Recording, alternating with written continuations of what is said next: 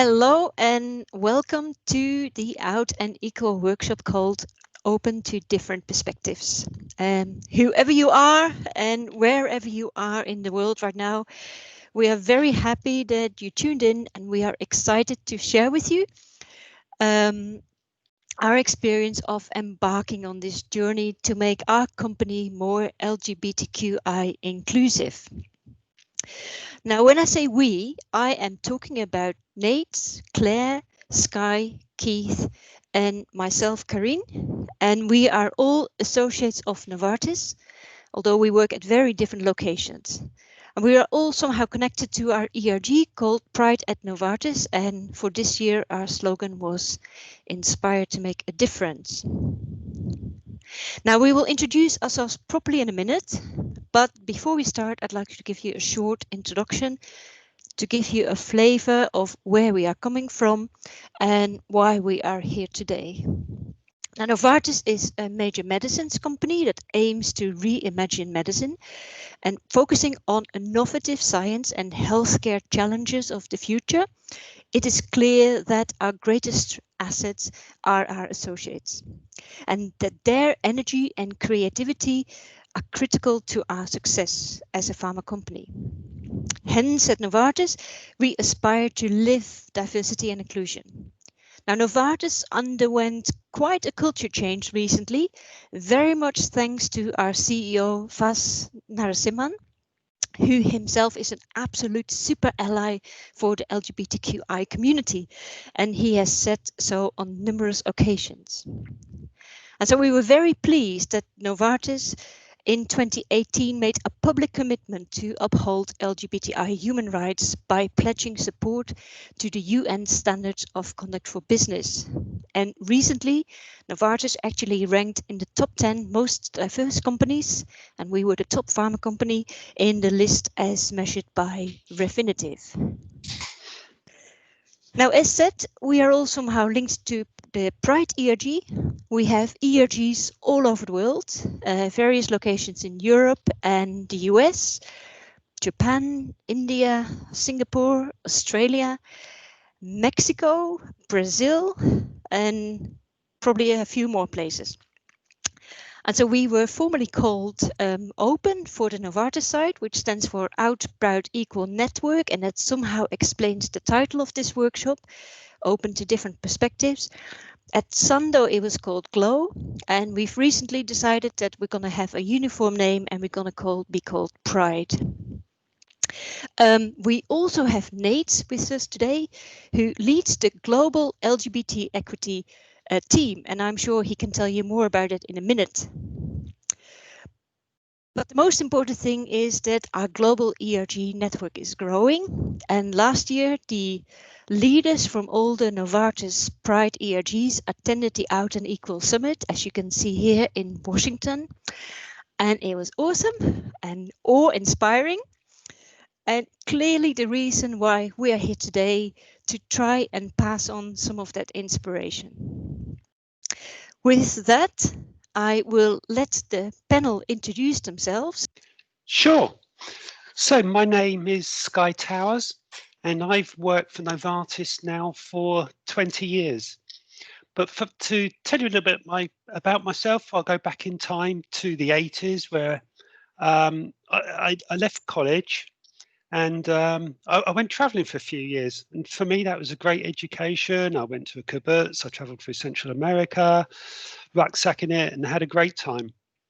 Then I came back in the 90s and I started working for GSK. So I'm entrenched in the pharmaceutical industry all my life. And that was where I started to get a real interest in technology. So I managed to wrangle a move into the IT department in the 90s and worked from the service desk, worked myself through that area.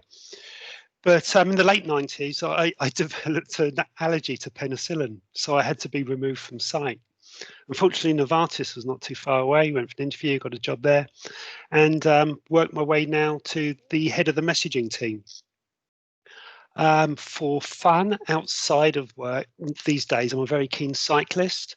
I travel to London quite a lot and cycle back.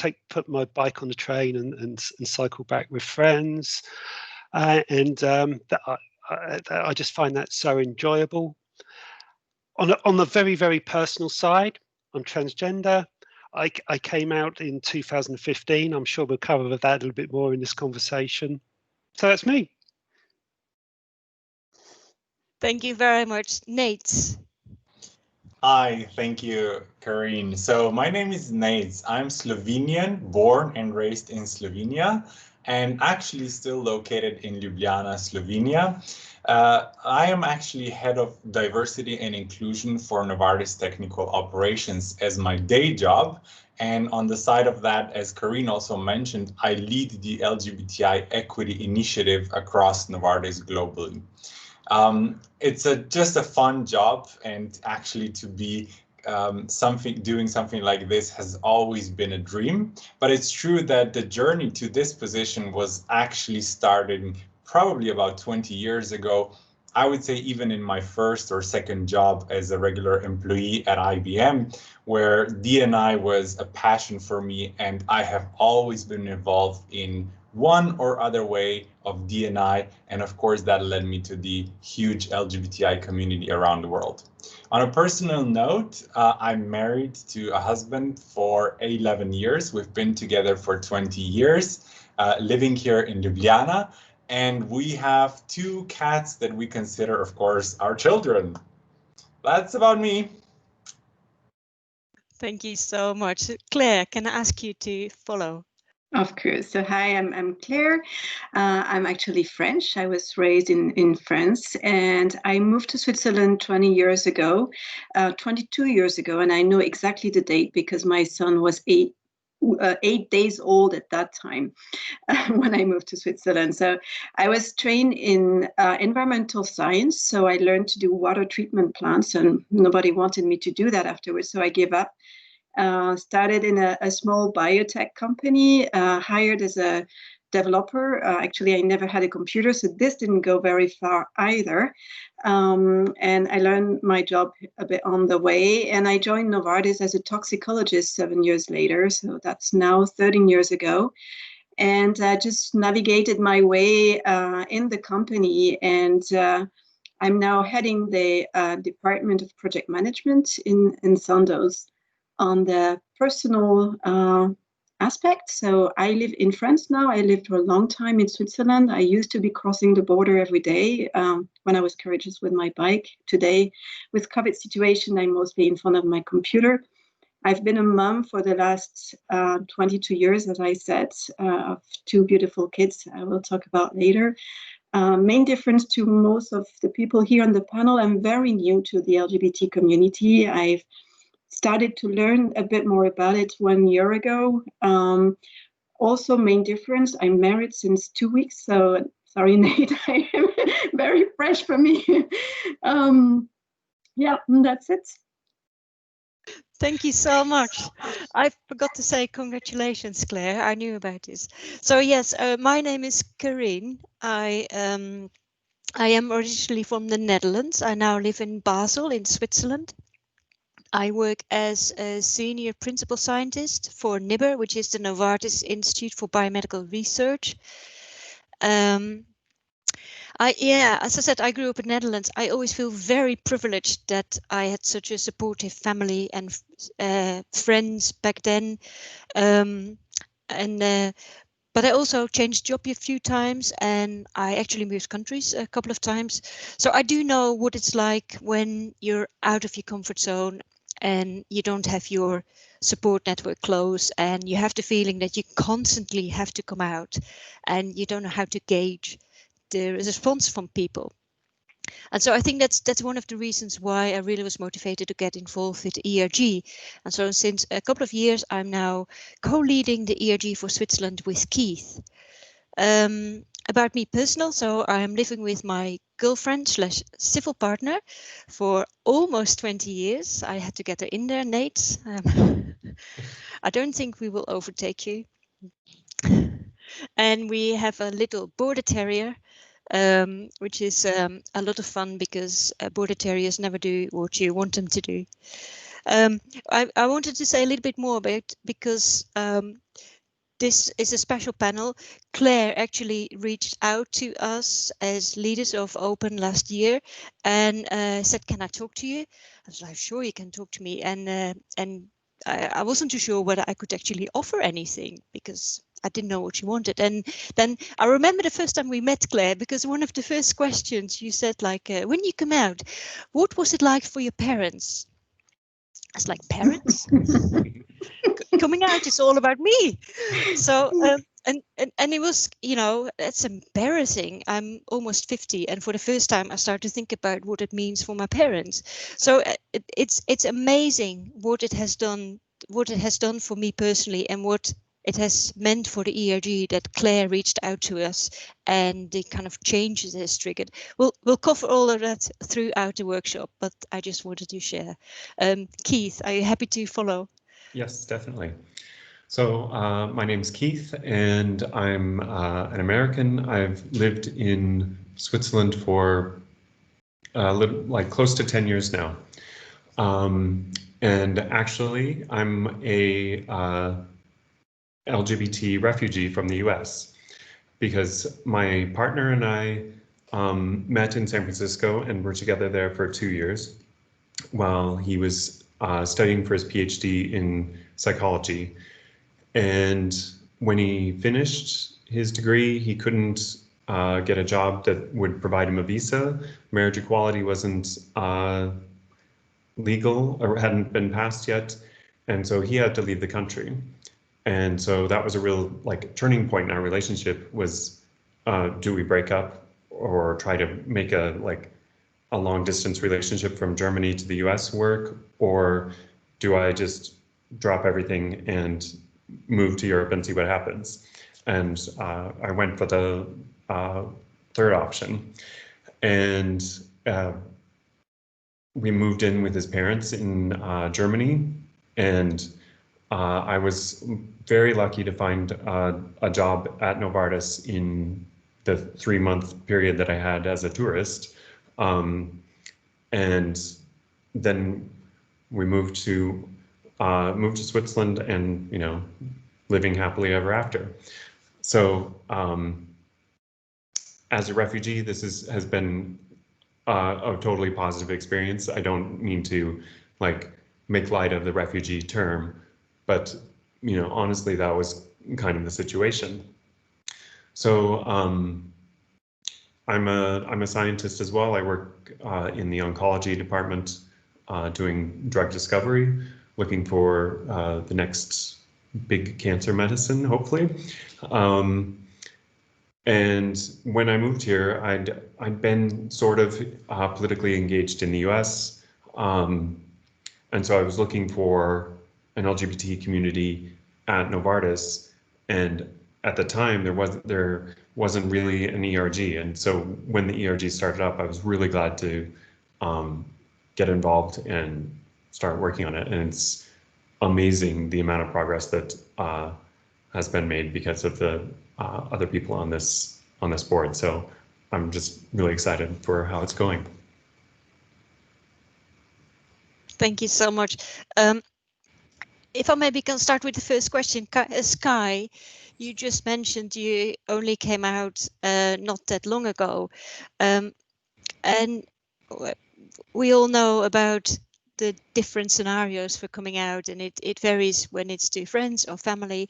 But when you have to come out to your line manager or to your work colleagues, what is that like, and what was your experience with that whole thing? Yes, that's interesting now when I look back. I guess it wasn't that long ago, but it was still 5 or 6 years ago, 2014, 2015. And now when I think about that time and how difficult it was, and now how easy it is now to talk about this kind of this discussion, shows how far I've come, I think. I can remember I was in Basel, and I kind of had a dry run the night before, if you like, because I always used to see my ex-manager, and we went out for a drink, and he knew that I wanted to talk to him about something. So I kind of had the discussion the night before with Dave, and I just found it incredibly hard to get the words out 6 years ago. Incredibly hard. But anyway, I ended up showing him a picture on my phone, and I said, "Look, this is me, and this is who I'm going to become." And he was absolutely fine. In fact, he was great. We talked about it. We had a couple of drinks. We had a discussion, and that kind of put me in the right frame of mind for my discussion the next day. So, Katerina's my manager, and we went for a walk. We went for a walk down by the Rhine, and again, I had the same difficulties. I didn't really prepare well at all. And I said, when I'm outside of work, I dress completely differently, and we kind of joke about it now afterwards, because she said, "Oh, so do I. I don't dress like this, when I'm outside of work either." So again, I showed her the picture from my phone, and Katerina was from that moment on, I'd say a brilliant. She's a brilliant person anyway, but she's so supportive. And encouraging, really. We had plenty of discussions about, you have living a life of authenticity, and she's still my manager now, and the more I work as my authentic self, I've got no regrets about the past. But when I look back, I don't think you can really develop wholly as a person if you live a hidden life. I think you can still be a good person, of course, but to be able to produce 100% in work and in life, I think you have to live a life of reality. I got through those two conversations.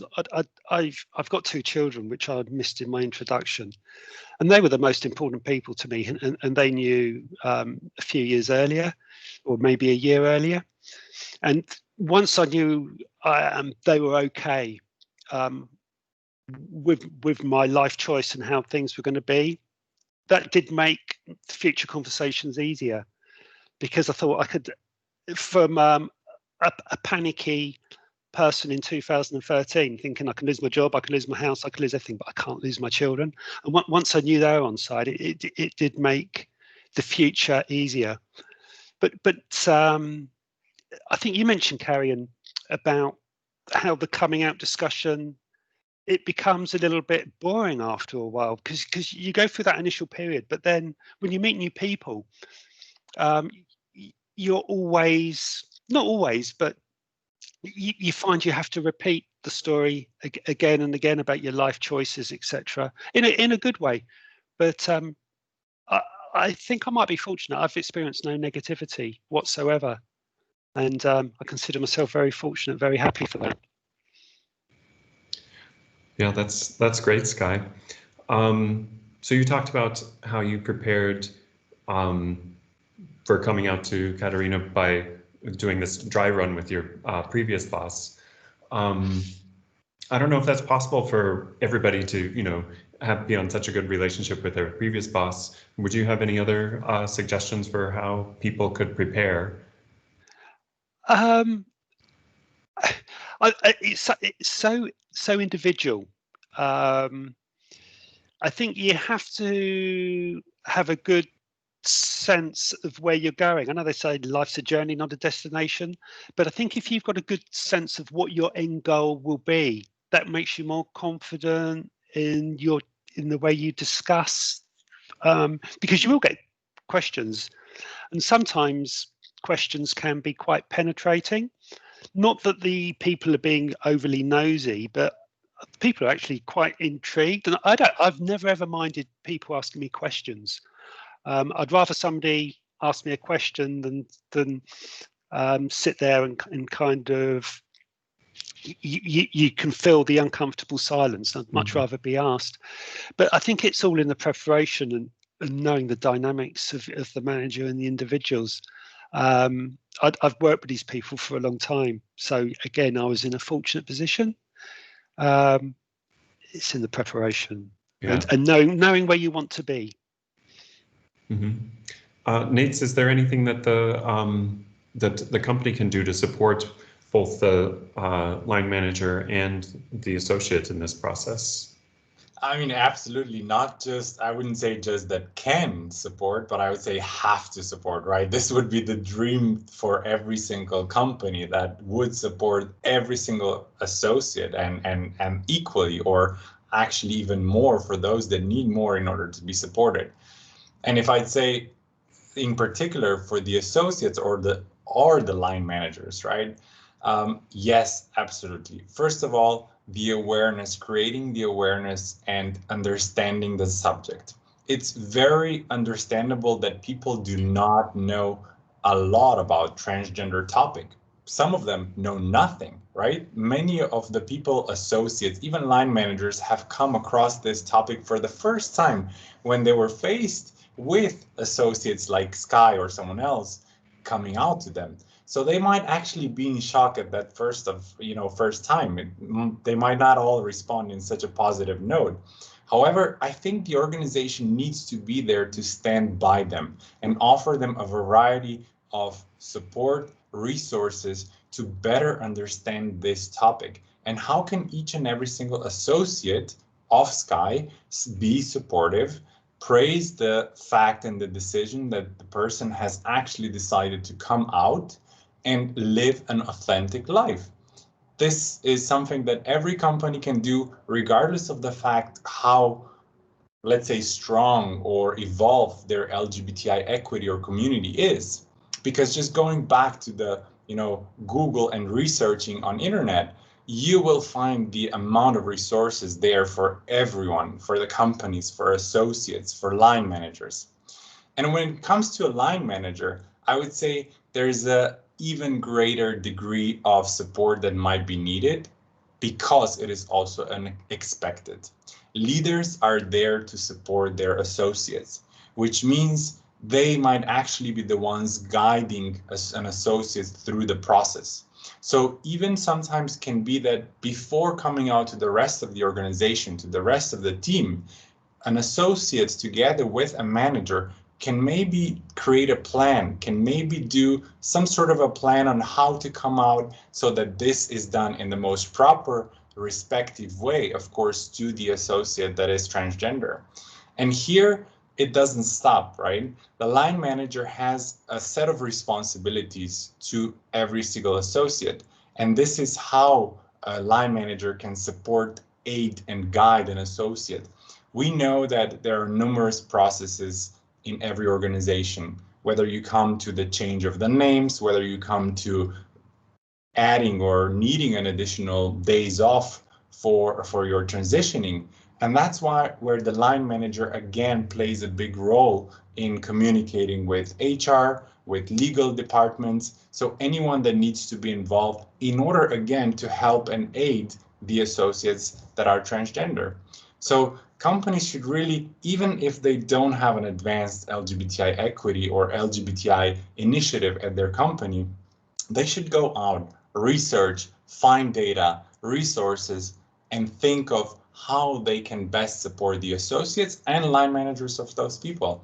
I think it's very easy, of course, if you do it. So action, action, action is key, what every single company should be doing with the associates and the line managers.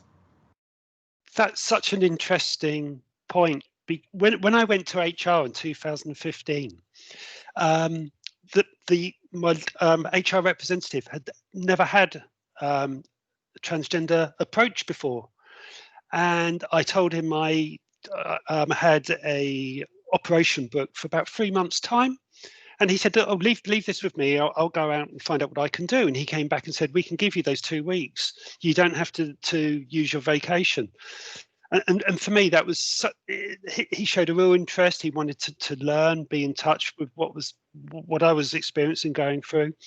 And you can tell personally when people are generally interested in your life, and that to me as well was so important in the whole transition process, because as you say, people won't know transgender people.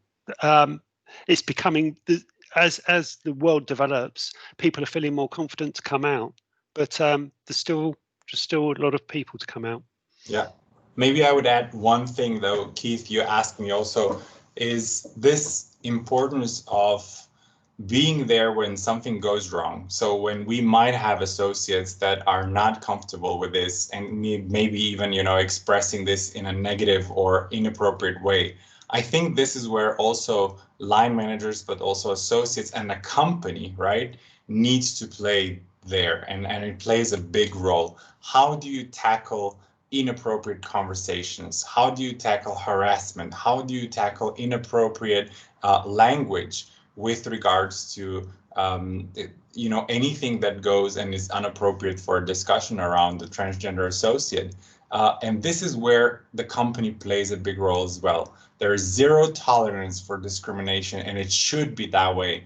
And we need to be mindful that every single associate and every single person actually plays that role, right? Meaning if you see something, if someone is being hurt because of an action or behavior of someone else, you need to report that and make sure that it's stopped, because it's not helping, it's only making things worse.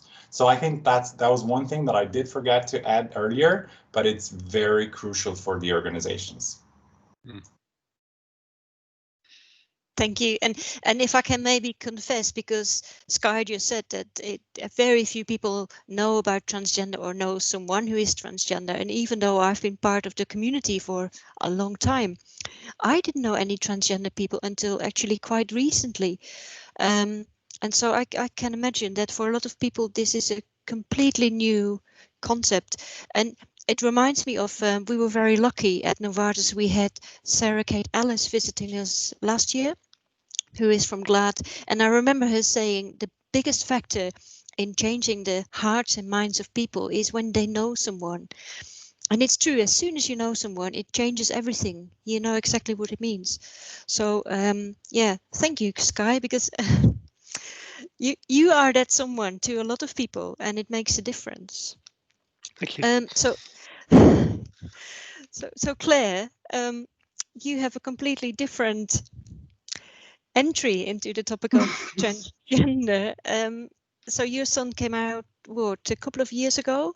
It's 1.5 years now, in April last year, so it's still very fresh, yeah. And how was that? Oh, that was tough.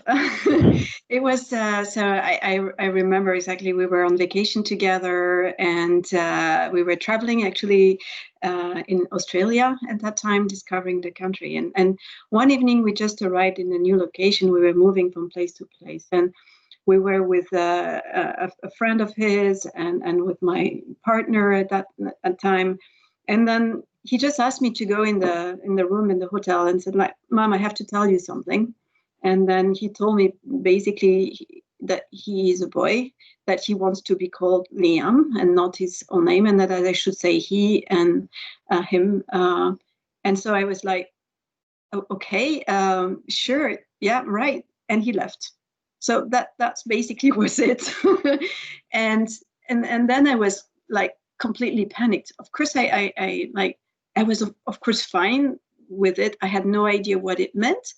I had no idea. I had never met anyone transgender before. I didn't know where this came from.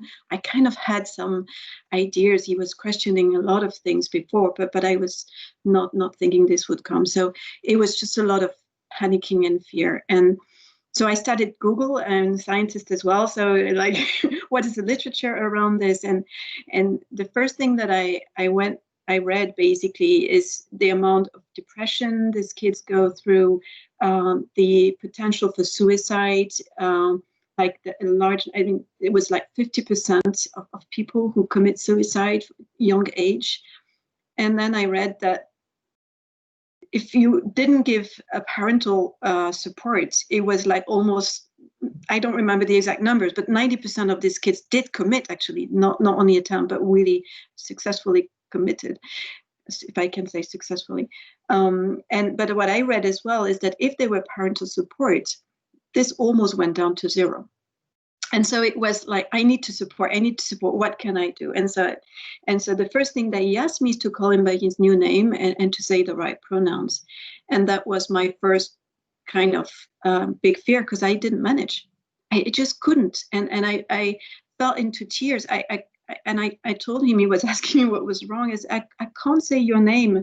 And he said, yeah, it's true. When you call me, it's like you're bugging. He's like, because I was avoiding going around trying to say his name. And what was so hard is that when I was saying his name, I was completely empty inside. Like normally when you say the name of your child, you fill with warmth. The name resonates. It's something really warm. It's really your kid. And when I was saying this new name, there was no feelings associated with it. And so that was really hard to say it. And then, yeah, he was so patient with me. He gave me a lot of support. He told me, don't worry. He told me, I've been researching that for years. You know nothing.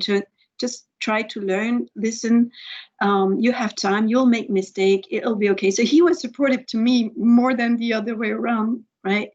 And so, yeah, slowly, like really bit by bit, his name became natural. It very quickly became natural as new emotions got linked to it, so new events. So everything which was today, his name made total sense. It was still very difficult for the past because, again, the souvenirs were not attached, but to really be consistent every day and whenever talking about the past, to use the new name, the new pronouns, slowly, memories by memories, it got attached to the name. And now it still happens when I still talk about something that I've never talked about with a new name, immediately I make a mistake. But then I correct myself and that's it. Like the memory got attached to the name, and then his whole life is slowly reconstructing with the new name and new gender. And now it becomes natural, basically. But it was a long journey, and thanks to his support, like it's crazy. I'm talking about me, right? You were saying it's not about me, but at that time it felt like really scary. Yeah, I imagine that must have been really frightening for you. After Liam came out, you got in contact with Sky. Can you tell us how that came about? Yeah, so basically, again, I was still in my research of what can I do to support. I mean, that was my first goal, is avoid any horror happening, right? And so I'm not so keen on going on the internet and finding like advice on internet or so. You can read everything there, and I was afraid of, I don't know, of also having things I don't want to read. I don't know. And so I thought one of the safe space that I have is actually work. And because we're in this company, in this culture journey, I really felt safe. I never even thought about that would not be a safe space to talk. And I had heard about the ERGs. I asked a couple of friends, do you know if there is an LGBTI ERG? So they gave me actually the name of Karin and you, Keith, and I contacted you. And my first question was like, how is it to come out? And that was the question to Karin, and she very nicely explained her perspective, which helped me already quite a bit. But what she said is, I know somebody who's transgender, and maybe that can help you. And this is when I met Sky, and that was such a turning moment for me and for Liam, because in my way to support him, in my way to see him, in my way to see his transition, because Sky transformed it completely. I was seeing this, that, oh dear, is going to do, I don't know, operations, is going to suffer, is going to be, people are going to be mean with him, it's going to be horror. And that was my vision of his future life, which was absolutely not fitting with what he was feeling.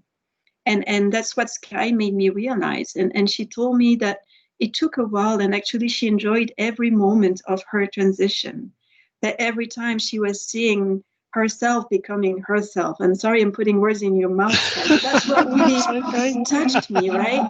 And I was like saying, hey, but that's a beautiful journey, actually. All of us, we want to become ourselves. And my youngster of like 17 years old is already finding a way to become more himself. And it's a beautiful journey, and that's really thanks to you, Sky, because you made that journey a beautiful journey, and it gave me hope. It made me see the whole thing differently.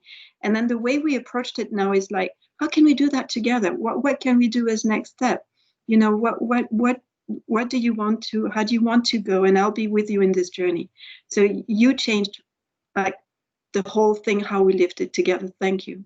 Well, that's so kind of you to say, really kind.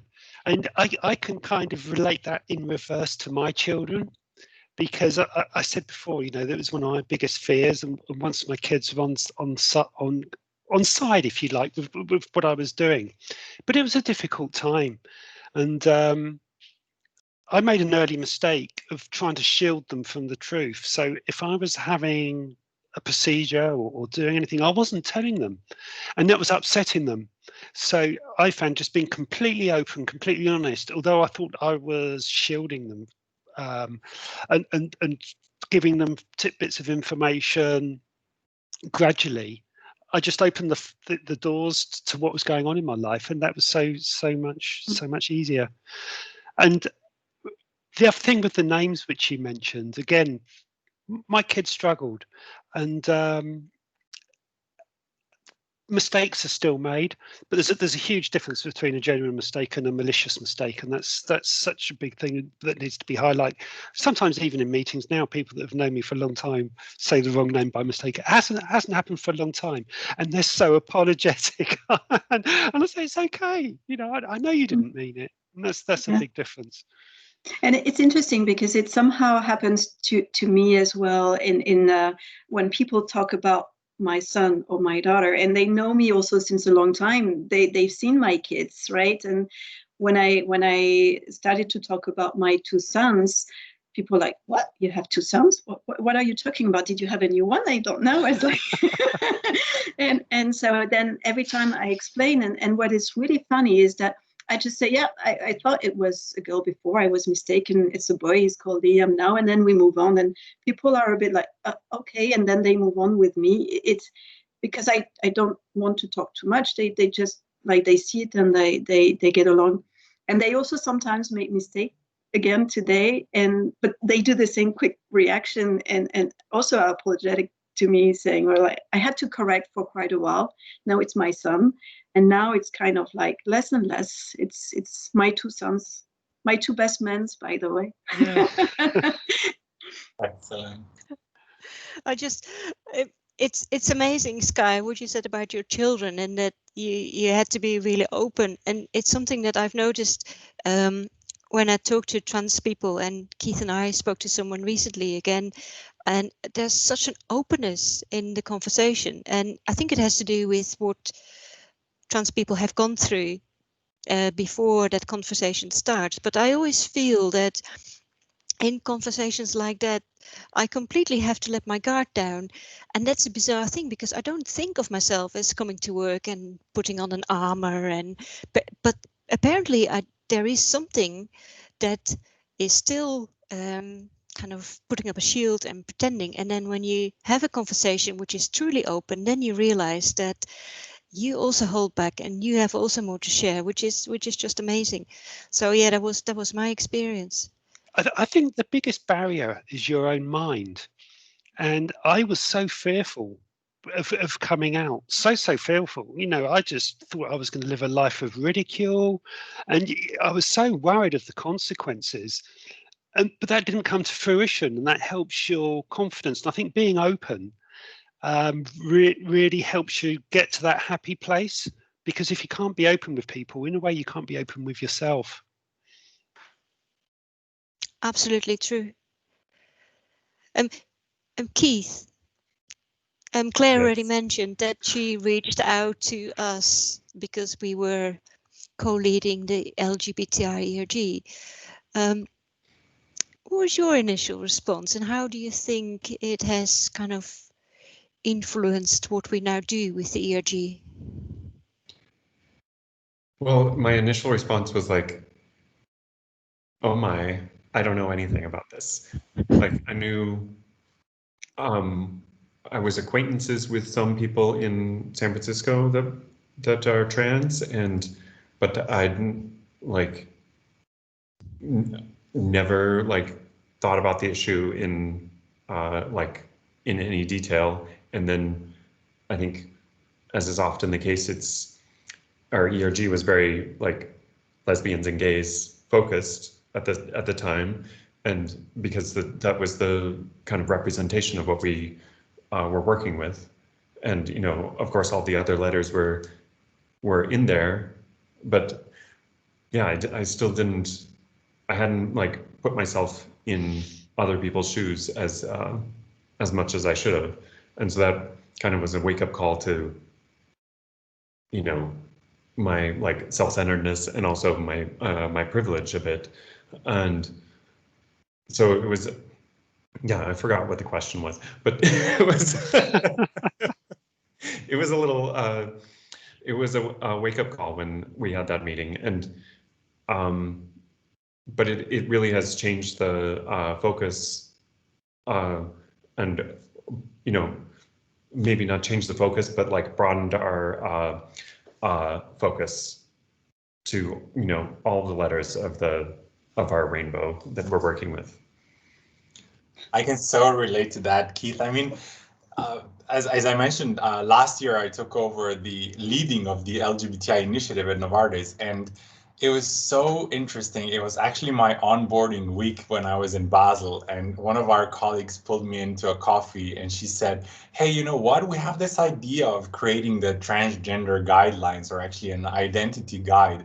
Do you wanna join in and participate? And I had, oh my gosh, I have no idea about this. I know no one personally. I don't know where to tackle. What are the right words to be used? All of those things. I so feel you, Keith, right? But I think also, Sky, what you said earlier, right? If we make mistakes and we know that they're not intentional, but they're all because lack of awareness and lack of education, that's fine. You will forgive us. People will forgive us as long as we're willing to then correct those mistakes, learn, and go on and go on. And that's what also gave me this energy to say we really have to step up what we're doing and how we're doing to support our transgender associates. But then this clicked us to the fact of, why don't we extend this not just to support our transgender associates, but if we have X transgender associates at Novartis, just imagine how many parents we actually have that might have transgender kids, right? So that's why we added this on and said we need to support our parents as well. And while we were working this, and this is the question now maybe to Claire as well, might hear some people say, right, Claire, your son, right, is trans, but why do you actually need to talk about that at work? What do you respond to that? And at the beginning, and now it has changed completely, right? But 1 year ago, I had to talk about it because I needed help. I needed support. I needed answers. I needed some ideas where to go, right? And that's why I needed to talk about it. I also needed to talk about it because I needed to talk about my sons. I couldn't talk about my daughter anymore. It didn't make sense. It was not my daughter. I was wrong. It was my son. So I had to correct people. So at that time, it was more the coming out, which is less and less today. The reason why I talk about it, the reason I continue to talk about it is I realized when the first times we discussed in the town hall where I asked a question, I had people contacting me afterwards and telling me, hey, I am in the same situation as you. It's the first time that I don't feel alone. I never ever thought that at work I would have someone else in my situation. And this is where we started to share a bit more the story and with Liam together to share a little bit in the internal discussion channels about the struggles we had, also just simply our story, very, very simply. And more I had parents contacting me on the private chat, telling them how this had changed. And actually, Sky, to come back to what you say, because I tell the story about you, now it actually makes babies, because they actually get hope from me telling that I met you. And so it gives a lot of people hope that actually it's a good story. It's a beautiful journey, and it gives them peace to not feel alone in their feelings. I mean, as parents, like if we don't manage to say the right name, or we feel somehow ashamed that we didn't see this, or we feel we don't support well enough, we feel ashamed about our feelings. And the fact to hear that other parents actually feel the same makes you feel normal, human, right? And gives you hope that you're actually maybe not doing such a bad job, as long as you're there and that you listen and you love.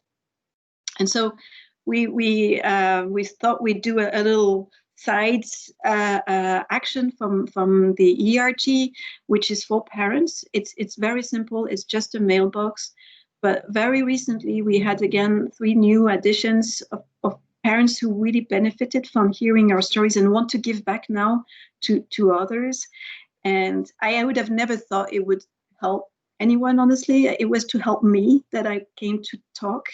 And now I realize it does help others. And so we're slowly growing that. And it's a great feeling. And the great thing is when I ask parents to write their story and to share with us, they're very hesitant at the beginning because they don't want to out their kids, right? It's not us coming out. We're outing someone else. And so they're very hesitant. And then they say that once they've written it with the authorization of their kid, it's like almost like a liberation to put the words on paper. And it's a very good feeling to say that's going to help others as well. So, Sky, maybe one question to you, because you gave me hope once, right? And I'm still like seeing how he's now shining and how he's happy today and how he's thriving and he opened up. But how do you see the future? And also you're in different generation, right? You've seen the evolutions from the past until today, and I'm sure the society has evolved. But we're like, it's quite a dark year, I would say, on many perspectives. How do you see the future for people like Liam? I really see the future for people in Liam's age bracket as really bright, really bright. And I mean, I can relate it to my own children, because I say children, they're in their 20s now. But when their friends come round, I think at first they felt like they had to explain. But now, friends come in if it's new friends, and it's like, oh, it just makes absolutely no difference. And it's almost like, if they say to my daughter, well, we don't even need to highlight that. It's just part of normal life. But when I was 20, of course, I had all these same feelings. But the thought of coming out would have scared me to death. To be honest, well, if we go back to our school age, I mean, I'm a child of the 70s, 80s. I didn't even know anyone that came out to being gay. And for trans people, we're kind of like the second wave, I think, if I can put it in that way. But now trans people have arrived, and I can't see any reason for why someone of Liam's age shouldn't have a bright future. For me personally, it's made no difference to my career. In fact, I've been promoted since I've had that initial conversation, and I hope that's on ability and not for what the some people call a quota or some stupidity. But yeah, I think the world is in a good place, and we might get to the stage one day. This would be my Martin Luther King moment, where we wouldn't even need events like this because the world is so accepting. We don't even need to talk about it anymore. I love that. I mean, just to share, in my son's class last year, they were estimating that something like 60% of the class were LGBTQI plus parts, and many more letters actually, which I have difficulties to follow. But it was actually the normal, and the ones where the straight cis and all the rest, like, were a few. And so it's good to see that actually this diversity, it's started to be really the normal. Absolutely. One of the things I also help out with outside of work is a the London-based charity called Diversity Role Models, where we go into schools and talk to the kids. And it's normally what in the UK year 11, so that's sort of like the 12-year-olds. And to be honest, they engage so intelligently. You might get one or two class clowns that kind of muck about at the start, but generally they do engage, and there's genuine interest and knowledge.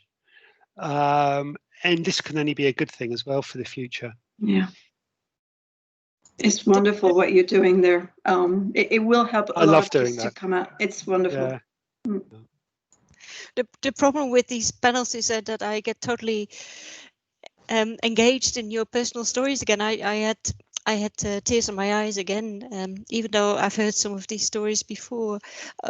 But Nate, this is a workshop for a lot of people at different companies, big companies, small companies. We are very lucky that we have a big company where we have a certain critical mass of people that are putting their weight behind LGBTI. What can you say about what Novartis has done, or really what any employer can do to become more inclusive and to help everyone involved in making the coming out easier? The trans people, the managers, the parents, the colleagues. Yeah, I would say, the start doesn't have to be very difficult, because companies sometimes think, oh, we have to create all this agenda and strategy about LGBTQ issues. The fact is that there are already companies in the world that are really advanced with regards to this agenda. And what I've seen and even experienced I can now even send decades, right, in the past, is that this is a topic where companies are willing to share best practices. All of the companies are sharing how they approach this topic and what can be done. Just the same way as we're doing it right now in this quorum and in this out and equal session, right? So what Novartis has done, I think, was a very brave action, a public commitment in 2018, which I would also almost say ignited the LGBTI equity at Novartis, right?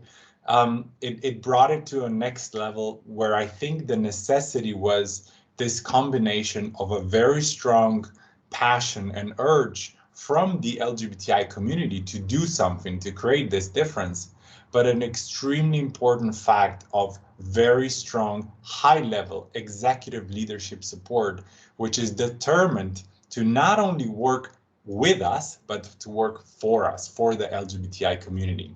And this is, I think, a really good combination, or almost a recipe for organizations to have success. Now, maybe how we tackled it at Novartis, and this is LGBTI equity, but also, of course, if we look at the transgender community in particular, is why don't we get this house in order? So we heard this actually from Sarah Kate Ellis from GLAAD, right? Have a look at your organization and make sure that your policies, that your guidelines are inclusive of LGBTI community, and how are you applying that to every single policy, guideline, or standard that you have in the organization.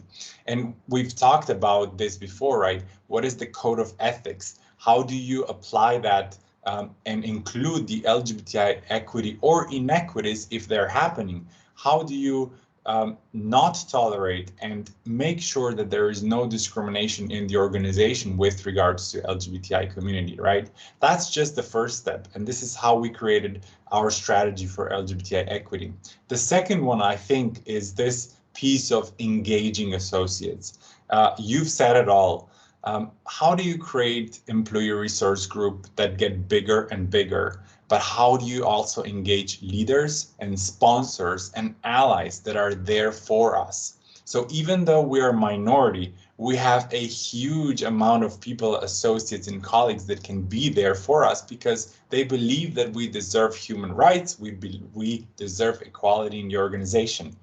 So engaging others as much as possible, creating this network and helping them understand through the awareness of why it matters and how they can actually change people's life with small actions and small things. Like, we're talking here, how Claire found a holding point in the organization that saved her from going crazy, saved her from going sad or mad, who knows, right?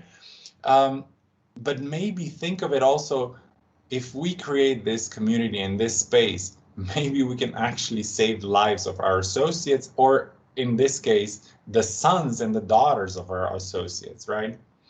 And then there's this big step, which is for the most progressive, I would say, of organizations, is the third pillar of what can we actually do as a big organization that is standing behind the commitment in the society. And, you know, Sky mentioned it. Can I go to a school and lecture about transgender and LGBTI?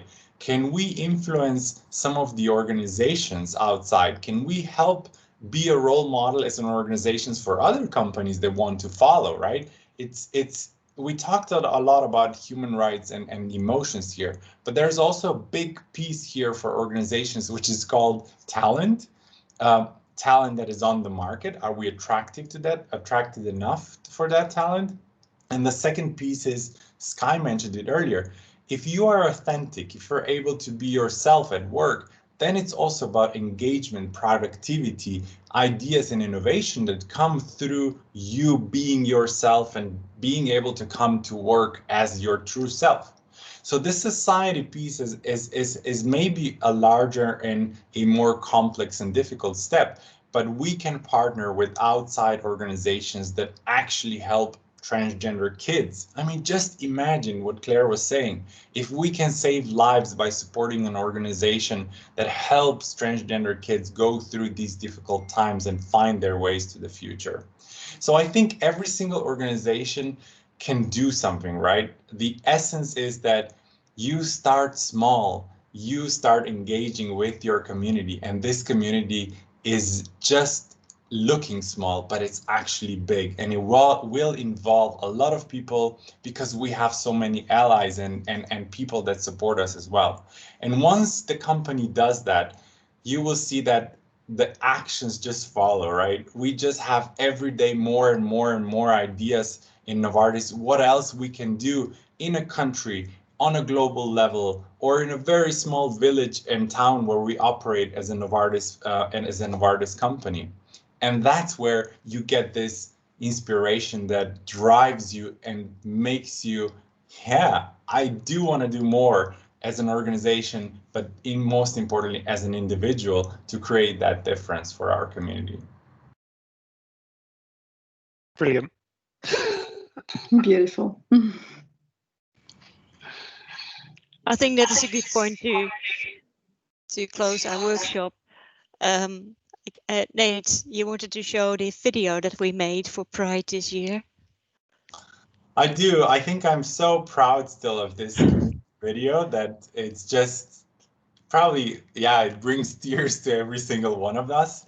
So I'm beyond proud to have not only the diverse representation of our associates from all over the world, but also to hear their real, true, passionate stories of LGBTQI associates and our allies.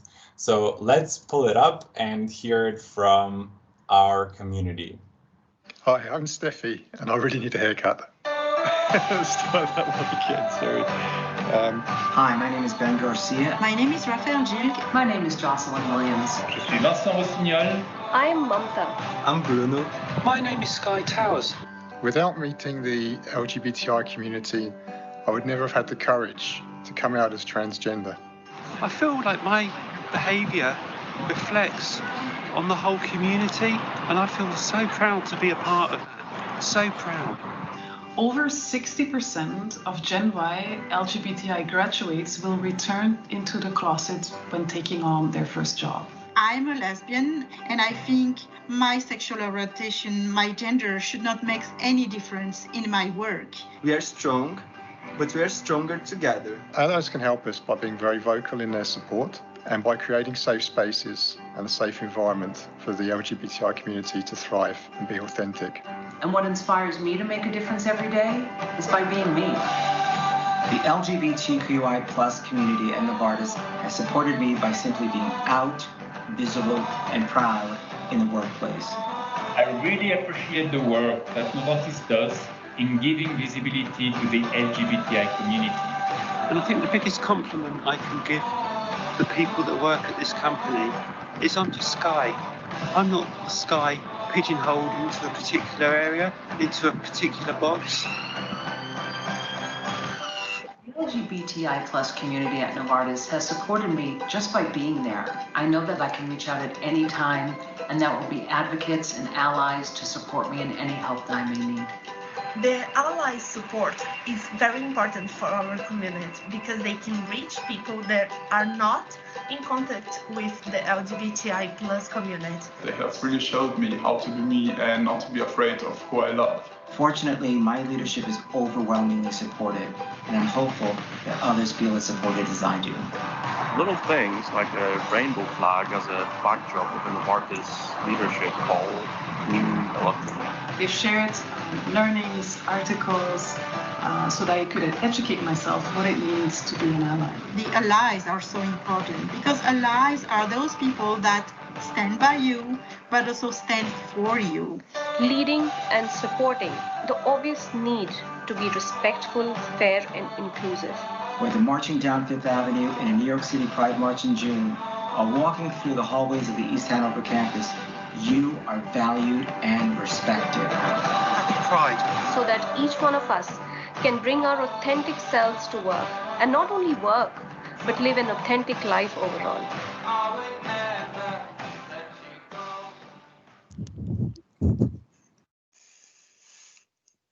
Thank you very much for joining, everyone. Bye. Bye. Thank you so much. Thank you. Thank you. Thanks.